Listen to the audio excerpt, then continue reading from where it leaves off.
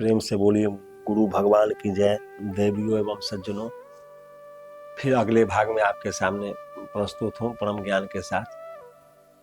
तो पंडित जी, उनकी पत्नी और बच्चा, स्वयं महादेव जी 3 वरदान दिए, लेकिन वो तीनों बेकार चला गया। कोई वरदान उन पर काम नहीं आएगा, इसलिए कि वह प्रभु के भजन से बहुत दूर थे। उनके पास सांसारिक माया ही था, वो माया में बंधे हुए थे, वो ईश्वर को नहीं पहचान रहे थे। स्वयं महादेव जी उनके पास गए, लेकिन उनका कल्याण नहीं हो सका। भगवान स्वयं कल्प वृक्ष है, कल्प वृक्ष के नीचे भी वो लोग सुख नहीं पा सका, उन लोगों का दरिद्रता नहीं समाप्त हो सका। तो यही भजन का प्रभाव है। फिर आगे, जागत बागत सपने न सुख सोई है, जन्म जन्म जुग जुग जग रोई है। यदि आप भजन नहीं कर रहे हैं तो जागते हुए, भागते हुए, सोते हुए, स्वप्न में भी सुख नहीं पाइएगा। आप जग रहे हैं, भाग रहे हैं, भाग के बिजनेस, व्यापार, नौकरी चाकरी, संसारिक सारे काम कर रहे हैं, लेकिन उसमें भी आपको सुख नहीं मिल रहा है। आप बेचैनी है, तबाही बना हुआ है, मन में दुख बनी हुई है, आशंकाएं बना हुआ है, कब क्या होगा, भविष्य की चिंता हमेशा सता रहा है हर प्राणी को। शांति नहीं है तो सुख फिर कहां से होगा। तो एक बादशाह थे, वो सोए हुए थे अपने महलों में। अचानक स्वप्न आ गया और स्वप्न में देखने लगे कि मौत उनके पास आ गया और मौत उनके पीठ पर हाथ रख दिया। बादशाह का होश बिगड़ गया। जब मौत कोई सामने आ जाता है किसी का, तो उसी को पता चलता है कि मौत क्या है। तो स्वप्न में मौत आया और इनके पीठ पर हाथ रख दिया और कहा कि सही समय और सही जगह पर आ जाओ। बादशाह इतना डर गए कि उनके मुख से चीख निकल गया, और चीख निकला तो सारी सेनाएं अलर्ट हो गया। बख्तरबंद गाड़ी चारों तरफ से राजभवन को घेर लिया। सेना अलर्ट हो गए, अलर्ट की घंटी बज गई, सारा अपने अपने काम में लग गए कि भाई खतरा किधर से है, किधर से है। चारों तरफ से सुरक्षा व्यवस्था तंदुरुस्त कर दिया गया। उसके बाद महल में सारे सेनापति प्रवेश हुए, सारे मंत्री लोग आ गए। तो बादशाह से पूछा गया, बादशाह खतरा किधर से है महाराज। तो बादशाह कहा कि जब खतरा इस महले में, और वो अपने दिल की बात बता नहीं रहे थे कि उनको हुआ क्या। वो तो मौत का मंजर देख चुके थे, इसलिए वो डर गए इतना जो उनके मुख से आवाज नहीं आ रहा था। तो बादशाह बोले कि इस महल में ही खतरा है, इसलिए इस महल को त्याग देना ही हमारे लिए उचित होगा। तो सारे मंत्री लोग आए, विचार कर लिए, सारा सेनापति मिलके सब लोग कहा कि ठीक है, जब इस महल में खतरा है तो इस महल को त्याग दिया जाए। तो राजा का कहा कि हम इस महल से और राज्य से दूर जाना चाह रहे हैं, यह जगह ठीक नहीं है। तो एक अच्छा घोड़ा जिस पर बादशाह चढ़ते थे, उस घोड़ा को फिर लाया गया सजा कर, और उस बादशाह को सारे मंत्री और सेनापति के विचार से उस घोड़ा पर चढ़े और राजा अपने राज से विदा हो गए। वह भागने लगे, भागते भागते सारे दिन भागते रह गए, और दिन भर भागते भागते एक निर्जन जंगल में चले गए। उस जंगल में एक बहुत अच्छे वृक्ष था, जहां राजा का मन लग गया कि यह वृक्ष अच्छा है, इसी वृक्ष के नीचे विश्राम कर लिया जाए। क्योंकि भर दिन चलते चलते न अब राजा में होश रहा न घोड़े में होश रहा, दोनों बिना अन्न पानी के दिन भर चलते रहे। तो राजा थक हार गए थे, तो उस वृक्ष के नीचे इनको शांति समझ में आया, थे सोचे जी यहीं विश्राम कर लेते हैं, फिर कल देखा जाएगा। तो राजा ज्यों ही घोड़े से नीचे उतरे त्यों ही मौत उनके पीठ पर हाथ रखा, जे तुम सही जगह और सही समय पर आ गया है, और उनका प्राण पखेरु उड़ गया।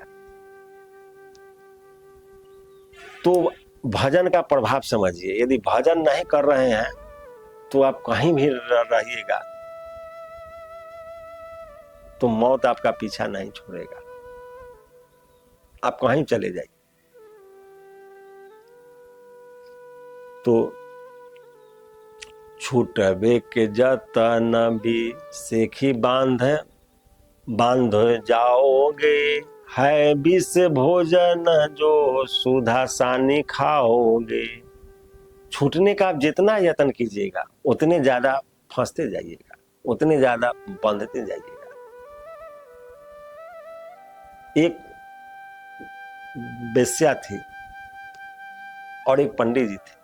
पंडित जी बहुत जानकार थे, पूरे कर्म कांड, पूरा शास्त्र, वेद पुराण सब उनको कंठस्थ था, और उनका अपना नियम था, सारे शास्त्र को रोज पढ़ना, माला, इतना माला डेली जप करना है, अपना नियम था उनका। और उनके घर के ठीक सामने एक वेश्या भी अपना घर बना ली थी। तो पंडित जी जब उठते थे तो उस वेश्या को 100 गाली बकते थे, जो मन में आया उसको गाली बक देते थे, जब नजर आया तो गाली बकते थे। और वह वेश्या रोज सुबह उठकर पंडित जी के घर के तरफ घूमकर बड़े आदर से उनको प्रणाम करती थी। ये कम से कम एक महापुरुष तो हमारे घर के सामने है, जीवन भर तो लोगों को खुश करने में ही समय बीत गया, अब कोई खुश भी नहीं हुआ, यह नरक का जीवन कितना दिन तक चलता रहेगा। उससे वह तंग आ गई थी। तो वह सोची थी कम से कम यह महापुरुष के दर्शन करने से पाप तो हमारे कट रहे हैं, उनको दूर से प्रणाम करके कुछ तो हमारा पाप घट रहा है।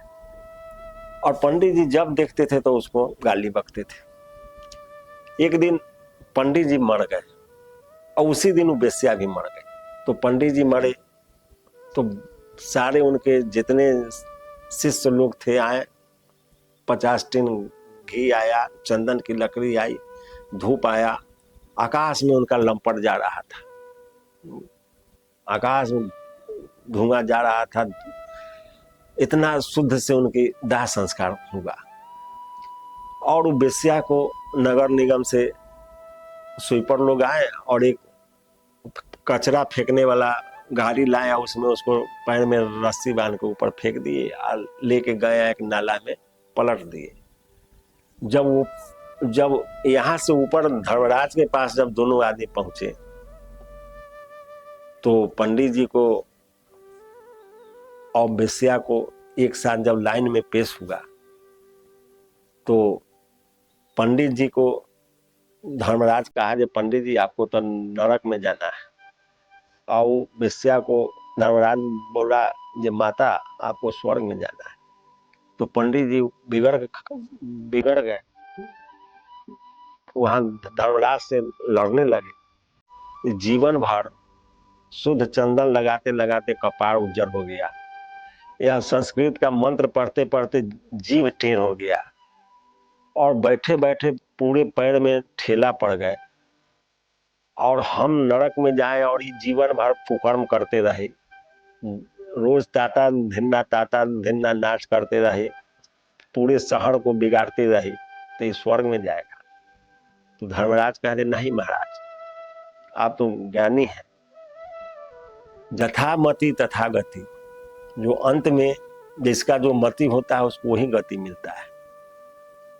तो इस वेश्या का हमेशा आपके प्रति श्रद्धा और समर्पण बना रहा, यह आपके माध्यम से उस प्रभु को स्मरण करते रहे, लेकिन आप जब देखिए तो इसको गाली ही बकते थे। तो आप वो वेद शास्त्र पढ़ के भी आपका हमेशा मन नीचे ही रह गया, आपका विचार हमेशा नीचा रह गया, जिसके कारण आप नीचे की योनि में चले गए 84 लाख में।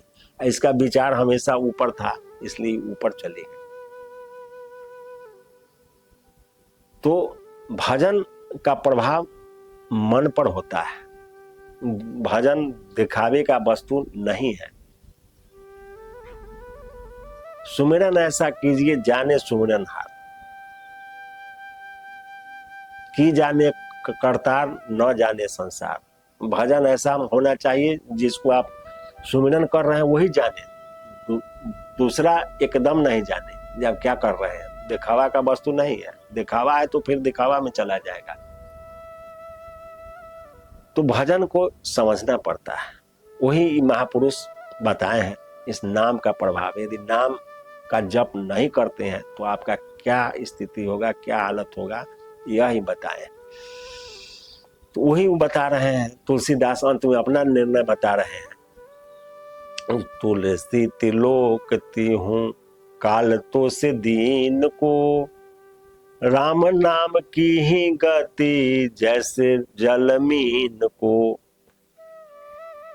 तो आप जैसे मछली को यदि जल से बाहर कर दीजिए तो अपना प्राण त्याग देगा, इतना प्रेम है। जल के बाहर एक क्षण भी नहीं रह सकता है। उसी तरह से उस नाम के प्रति आपका प्रेम होना चाहिए, उस नाम में श्रद्धा होना चाहिए, समर्पण होना चाहिए। उस मछली के तरह जैसे मीन को जल से प्रेम रहता है, उसी तरह से प्रभु के नाम से आपका यदि संबंध जुटा हुआ है तभी भव सागर से आप पार हो सकते हैं, अन्यथा उस भव बिगाड़ में पड़ना ही है। इसीलिए राम कहत चल, राम कहत चल, राम कहत चल भाई रे, ना ही तब भव बिगाड़ में पड़िए, छूटत अति कठिनाई। प्रेम से बोलिए सतगुरुदेव भगवान की जय।